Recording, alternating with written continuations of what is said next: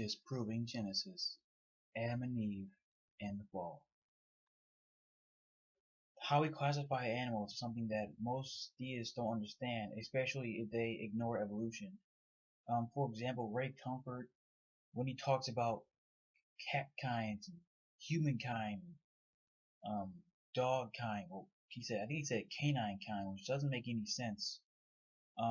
So I'm going to address and try to explain to these people how it actually works by giving some examples, and hopefully they'll realize that what they think is wrong and they'll change their belief on how it actually works.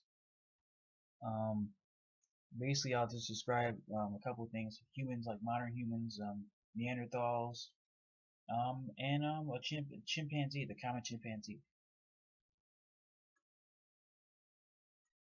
So what I have here is 3 examples of how we classify certain animals and species.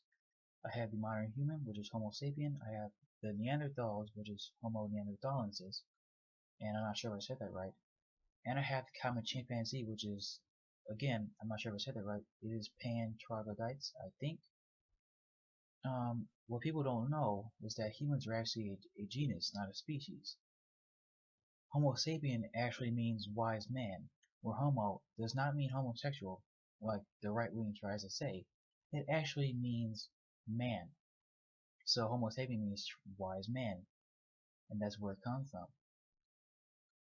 And since Homo means man, the Neanderthals are actually the same animal as us, humans.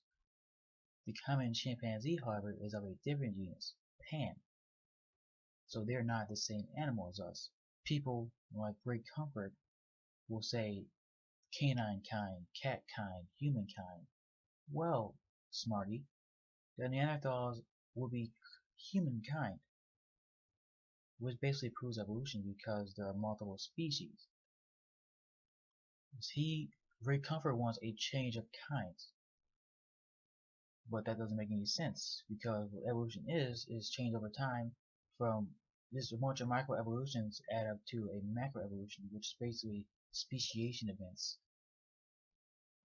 But since there are multiple species of human, that basically proves that speciation has occurred actually at least 12 times or so. So evolution is basically proven true. Sorry to tell you, Great Comfort. And I will show you how Adam and Eve most likely did not exist using scientific evidence.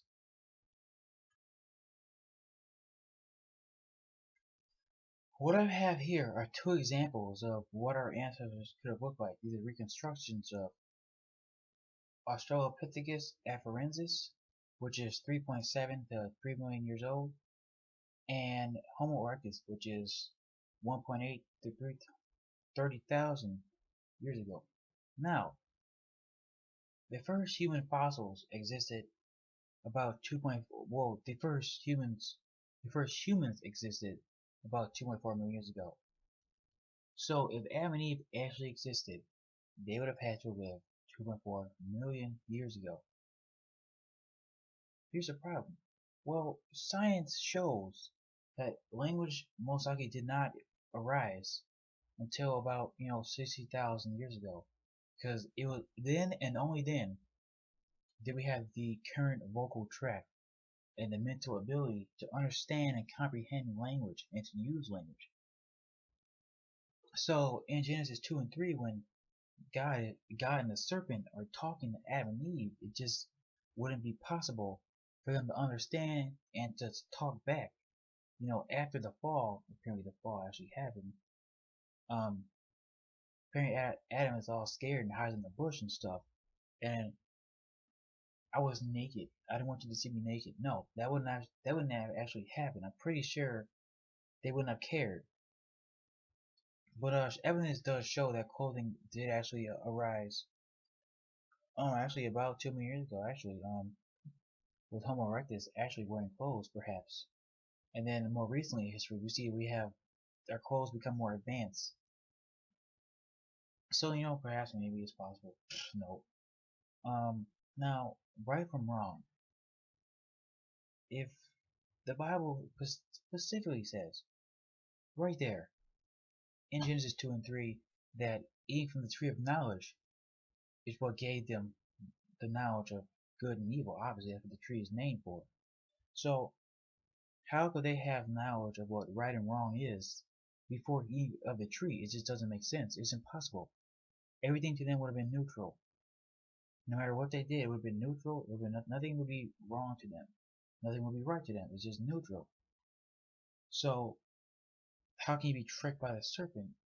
First of all, obviously, it'd be easy to trick them because it basically their mental ability is like a dog, like a modern dog. You can easily, like my dog over there, I can easily just tell him. I can trick him with food, you know. Um, so obviously, it doesn't make much sense at all when you think about it. Now, also, how can you just speak to them in the first place if they're not going to understand you? They can't talk back. How could Eve talk back to you when she couldn't even speak in the first place? And how could you punish them for it when you knew this would happen before you even created the universe? You knew this would happen. So why are you punishing them? You should punish yourself. You specifically says right here in the Bible. It says it right here in Isaiah 45:7. It says, "I form the light and created darkness. I make peace and create evil. I, the Lord, do all these things." So what you're saying is you should punish yourself for what happened in Garden of Eden, not Adam and Eve. Alright, thanks guys for watching my video. Please like and subscribe. I plan on making many more videos in the future. My next video will be about Genesis 1 and the 6 days of creation, everything about that. I will be talking about the Big Bang and abiogenesis and evolution. I will be talking about the flood and the Tower of Babel and a bunch of other stories. Please give me some advice on how to make my channel and my videos better because I'm not very good at this and this is my first video. I'm using Windows Movie Maker right now, so it's not the best content. I think a couple of slides are kind of blurry too, so please help me out, guys. Give me some advice. I want to make a much better channel like the famous these YouTubers like Dark Matter and everything, Jacqueline Glenn. They make awesome videos. So please give me some advice so I can beat them. Just kidding, 'cause I'm never gonna be as good as them. Thanks for watching, guys. Till next time.